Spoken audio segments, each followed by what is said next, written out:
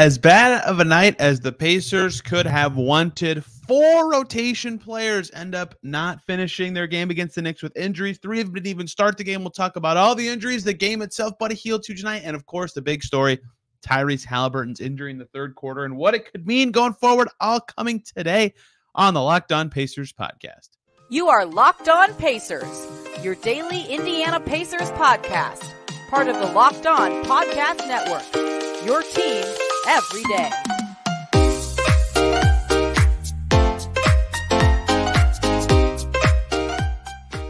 Welcome in to another edition of the Locked On Pacers podcast, where we, of course, talk about the Indiana Pacers. As always, my name's Tony East. I cover the team for Forbes and SI, and today, oh man, lots to talk about from Pacers Knicks, what was supposed to be quite a fun game. I was really looking forward to this one. The Pacers, revenge on the mind. They lost to the Knicks a few weeks ago, barely at home. Tyrese Haliburton, revenge on the mind, using Wally Szczerbiak, MSG analyst, comments as some motivation.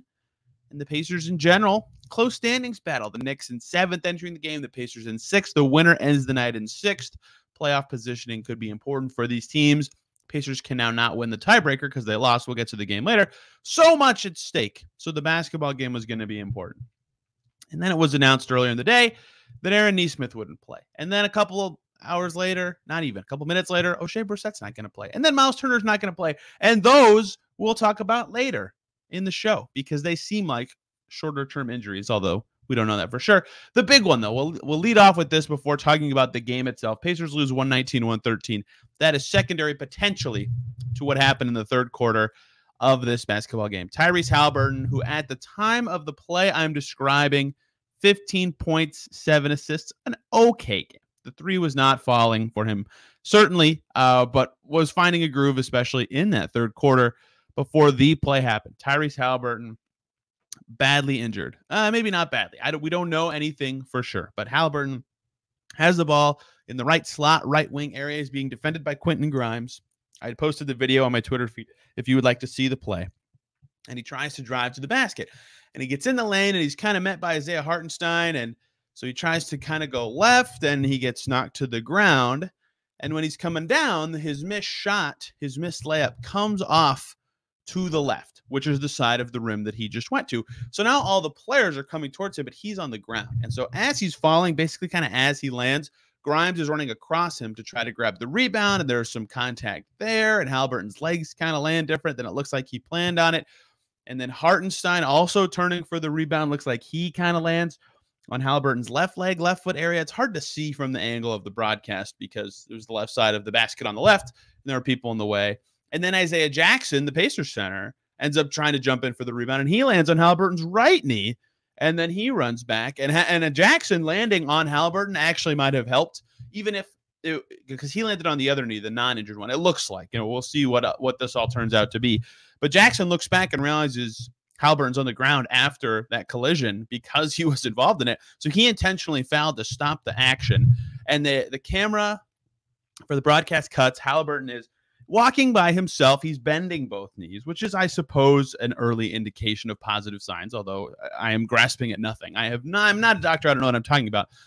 His right shoe was off as he was walking off the court, grimacing, limping a little bit. Stopped the game. He goes over to the bench, and him and an athletic trainer immediately talk.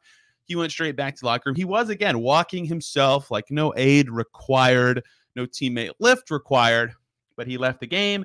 Pacers said not long after, left leg, he's questionable to return. Or left knee, excuse me.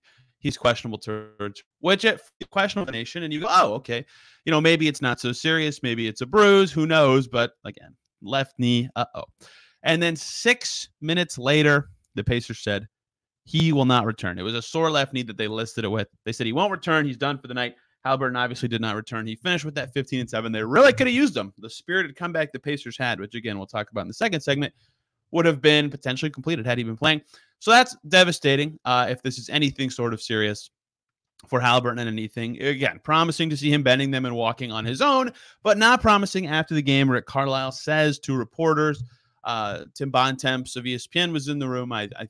Mike Scotto of Hoops Hype was there as well. If you want to see videos or read quotes, Rick Carlisle explains that he said that he's going to leave the arena on crutches. Tyrese Haliburton will be likely on crutches as he exits the arena in this game. Nothing good about that. Nothing bad about that necessarily either, but keeping weight off of it certainly suggests that it's not something you can quickly turn around from, despite Tyrese Haliburton being a guy who would like to never miss a game ever if he had it his way. And Rick Carlisle also adding in that post-game setting, left elbow also injured for Haliburton on that play. 2 for 1.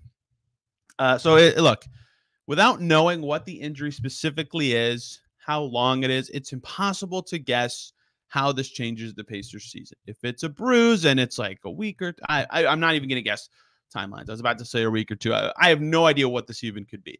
If it's shorter term, yeah, they'll be worse. He's their best player. If it's longer term, that changes the dynamic of their season completely. If it's the whole rest of the season, obviously that changes their season and maybe changes their long-term thinking ever so slightly, right? Like there are layers to how bad this is, and you only talk about it like this when it's a knee thing and a guy immediately exits the game. It could not be that bad at all. But Tyrese Haliburton injuring his knee is, of course, going to be the lead thing to talk about here for the Pacers. They were forced to rely on TJ McConnell and Andrew Nembhard at point guard the rest of the way. Fortunately, McConnell, who had the shoulder injury earlier in the week on Sunday, was able to play, and he was really good. Again, he will receive some praise here in the second segment. So they survived the rest of the night at his position without him, but certainly very concerning to see a star player go down on a play like that. And if you see it, it's hard to tell what really caused anything. Not that you need to know or anything, what the exact moment of impact that caused something was, but between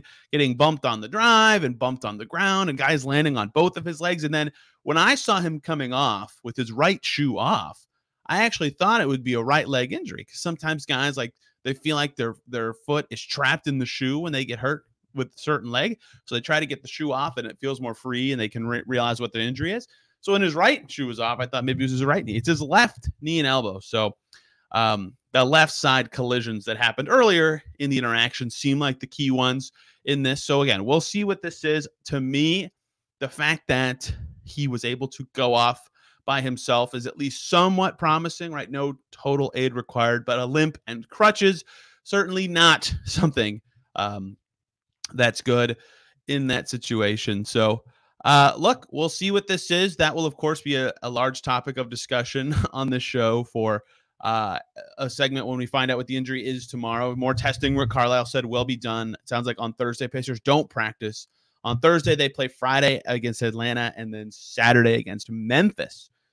So if he's able to play in either of those games, I wouldn't say, I don't know anything about his availability for those games at this time, I should say. But it seems like with no practice tomorrow and imaging, we might not hear anything tomorrow, but definitely will by Friday with home games. We could talk to Rick Carlisle before the game. So we'll see what this actually is, how long it is. But that, of course, one is devastating for Tyrese Haliburton, who's having an absolutely wonderful, wonderful season, and is, of course, potentially devastating for the Pacers, depending on the severity and how long it is. In the short term, they've got McConnell, they've got Nembhard.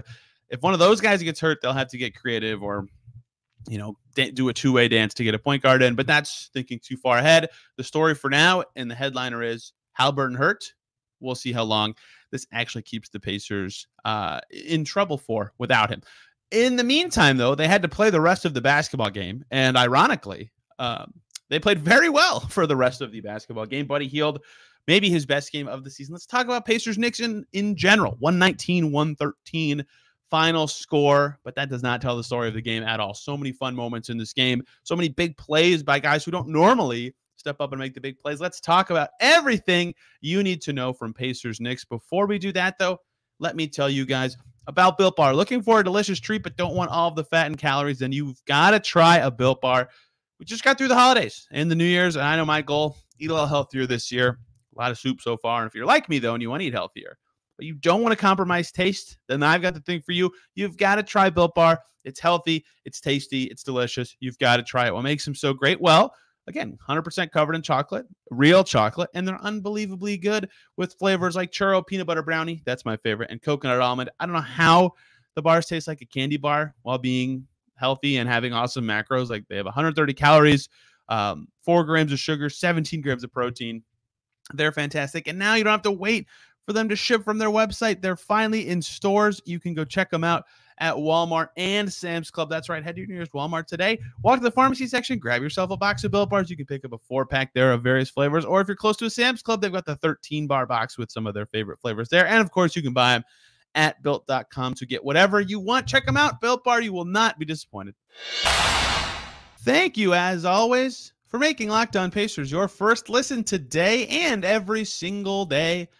For your second listen, hop on over to Locked On Knicks, hear about their side of this battle. Jalen Brunson was really good. RJ Barrett returned from injury. He was pretty good. It was a fun game in terms of the actual basketball that took place. Obviously, injuries steal the show and steal the headlines on the Pacers side, but the basketball that was played was fun, despite some old habits popping up for the Pacers. And by old habits, I mean old results, because I thought this was a thing of the past. First 2 months of the season, what was the biggest thing plaguing the Pacers? Answer, wherever you're listening, slow starts. Yes, they would start every game behind 5, 10, 15 points at some point in the first half. And to the Pacers' credit, they would find a way to claw their way back in or fight and make a comeback and take a lead or something like that. But they oftentimes couldn't, right? And that it was a problem for them. They figured that out in the last month or so. But remember, for the first 2 months of the season, they had the number 30, last in the league, first quarter net rating in the NBA, right? Worse than the Spurs, worse than the Rockets, worse than the Pistons. It was the worst. And they fixed that problem, and so, lo and behold, they've won 8 of their last 10, but prior to this game. But in this game, the slow starts were back. They had a different starting five significantly. The lineup that the Pacers started had never played together because Myles Turner did not play, Aaron Nesmith did not play, and Oshae Brissett did not play. Starting five was Haliburton, Hield, Nembhard. That's normal. And then Jalen Smith, which used to be normal, but him and I guess he started with the Nembhard crew for a little bit, but not that usual. And then James Johnson at the 5 with Jalen Smith at the 4. The Smith-Johnson front court, not one that has a lot of experience, if any, together this year. That lineup, that 5-man combo has never played together this season. So already the Pacers are trying what they can try to get a successful group out there. Isaiah Jackson, the backup 5. Goga Bitadze is there to soak up some minutes on the interior if something doesn't go well with any of the other guys they're playing.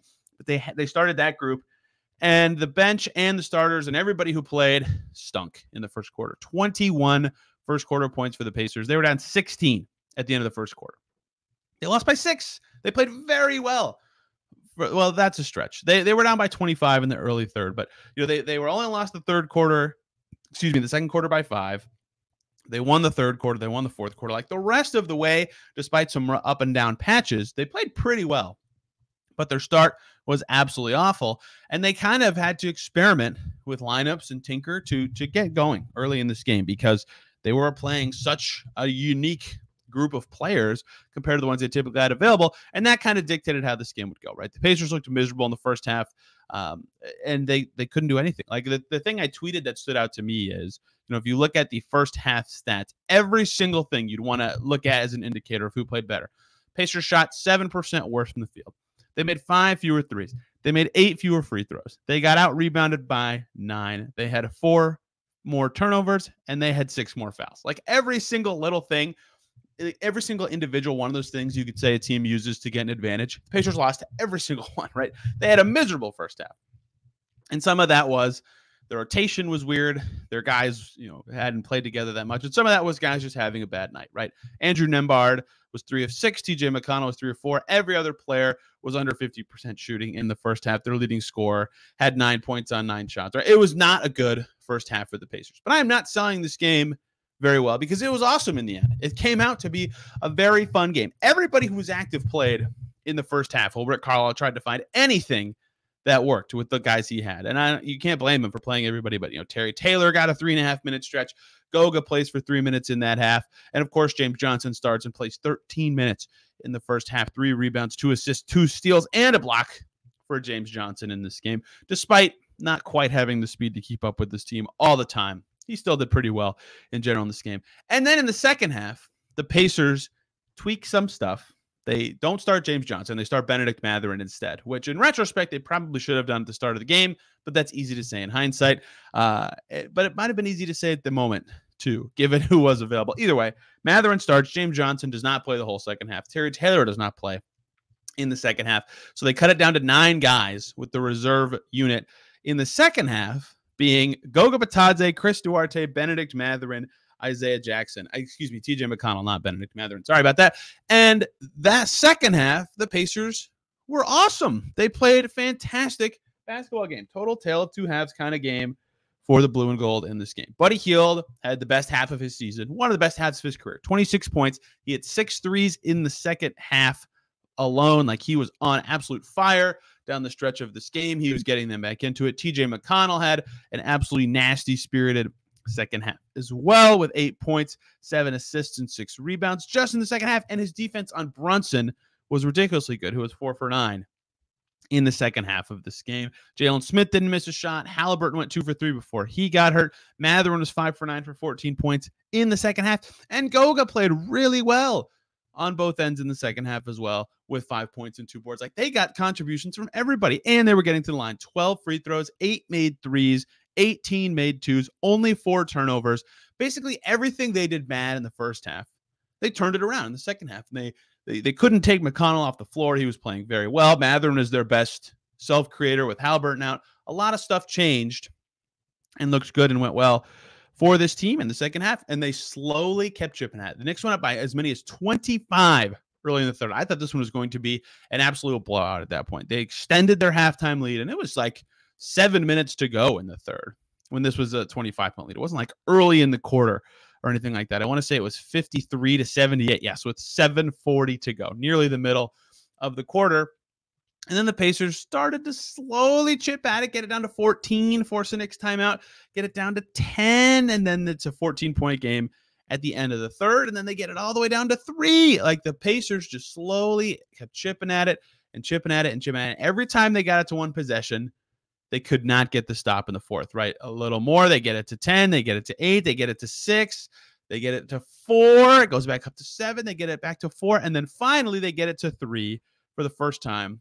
They get it to 2, actually, for the first time, with a Hield 3 with 3:10 to go. 103-105, and all of a sudden, the Knicks, who are up 25 one quarter ago, are like, uh-oh, this is not going our way. The Knicks are a very good first quarter team. They kind of wane as the game progresses. So that was the Pacers' first time they got to one possession. The Knicks immediately score.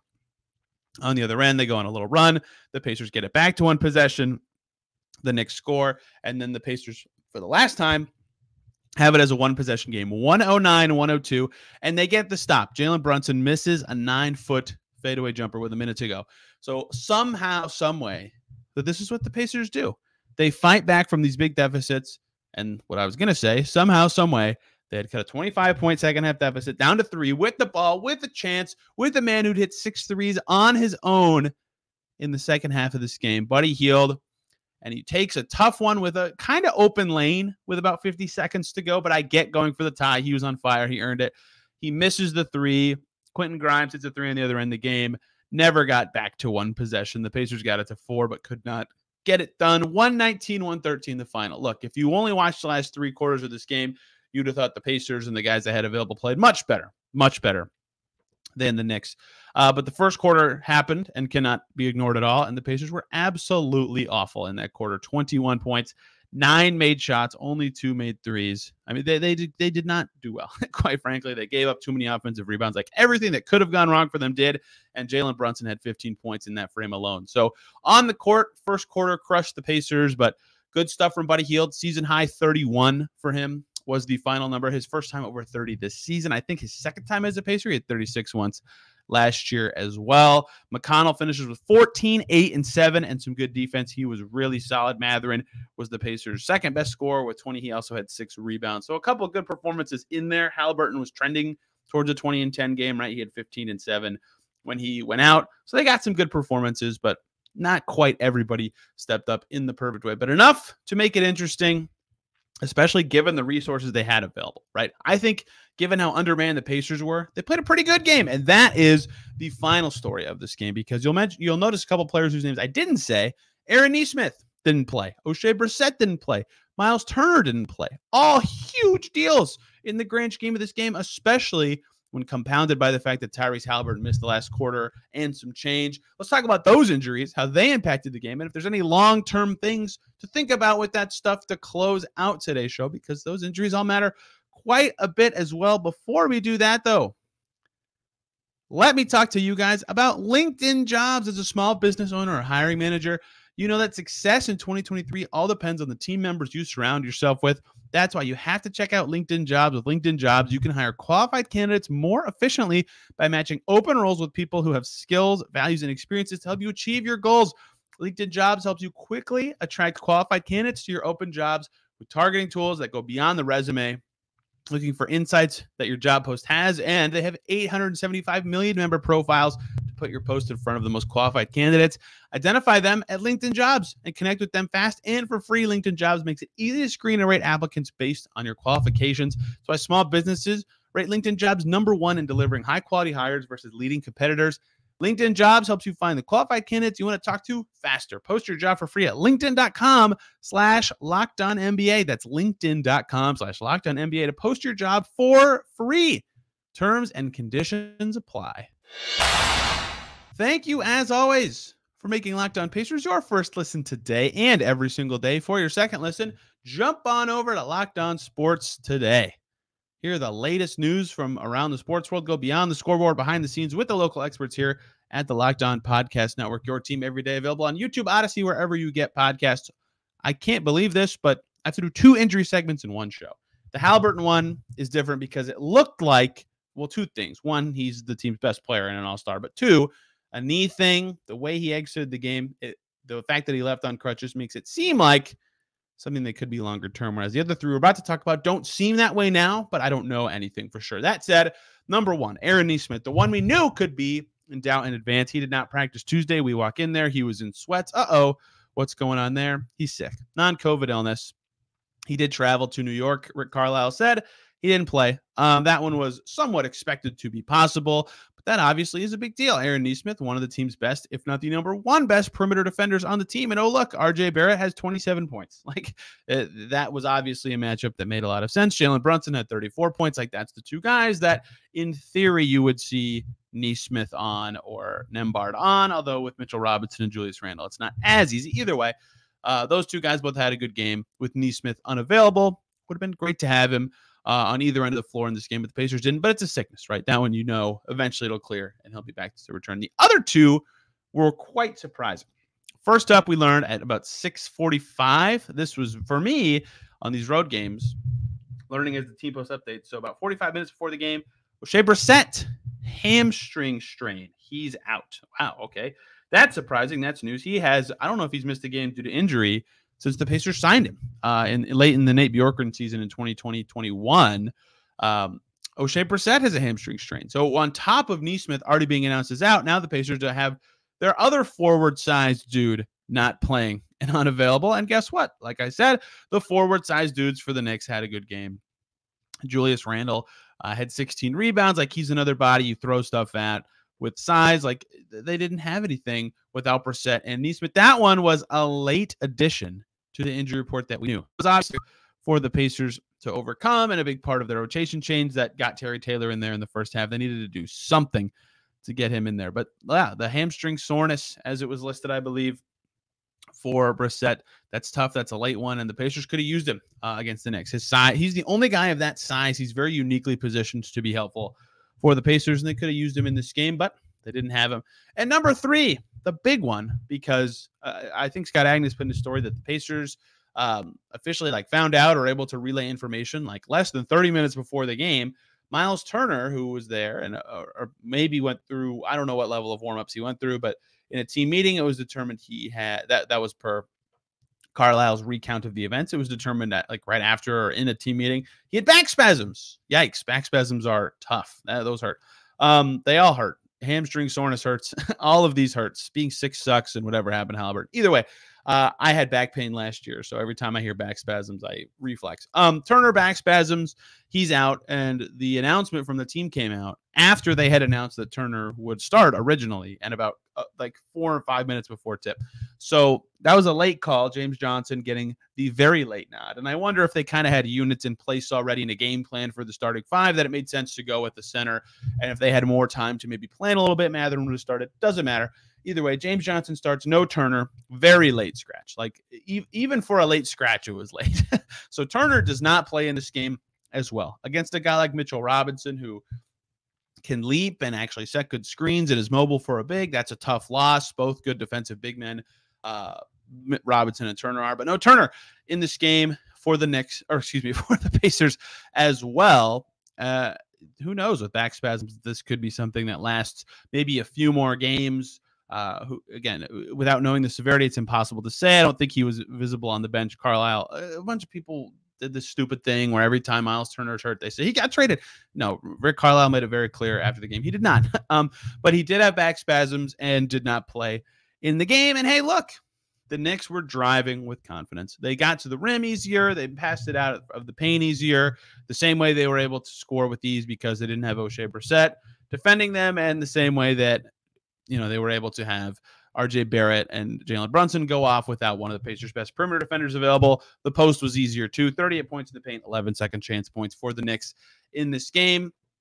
I don't know how long these back spasms would keep Turner out, but he was unable to go. That hurt the Pacers on both ends, really. Quite frankly, if you want to stretch out Mitchell Robinson and take him away from the basket, having a shooting big would be helpful. Turner's shot has not been as good of late, certainly, and he rolls more than he pops now, again, also. But even a tiny bit of shooting threat helps against these bigs. But no Turner, no Brissett, no Nesmith.